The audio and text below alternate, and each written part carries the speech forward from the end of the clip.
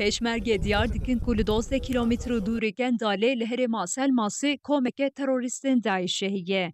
Herêma ku endamên Daişê lêne bi guleyên topan hat bombebaran kirin. Her wiha her diçe pêşmerge ji li herêmê kontrola xwe berfirehtir dike. Rewşa Humarên Polayê ya ku ji endamên Daişê mane tundiya şerî eşkere û zelal nîşan dide. Li ser wesayetên Polayê cihekî ku gule lê neketiye nîne. Li mexmûra ku şerên dijwar lê qewmî malbatên Kurd ên ku di sala 1990 de ji Tirkiyeyê çûbûn wir hebûn. Ji ber şerên dijwar ew der bi temamî hatbû valakirin. Li wargehê niha tenê HPG û hêzên pêşmergeyan hene. Fermandarê Yekîneyên Pêşmergeyê Mexmûrê Şerzad Umer bersivda pirsên TRT yên derbarê şerê ku li Mexmûrê qewmî.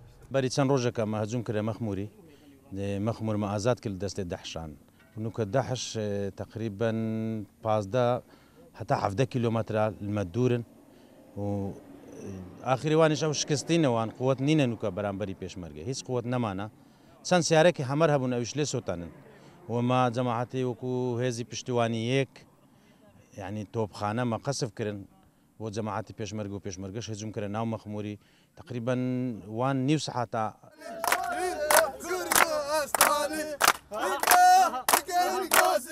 Şerzad Ömer got ew ê qet nehêlin ku rêxistina terorîstiya Daişê li ser xaxa Kurdan bi cih bibe. Pêşmerge li herêmê kontrolên xwe yên li ser rêyan zêde kir û tevdîrgirtin jî derxist asta herî bilind.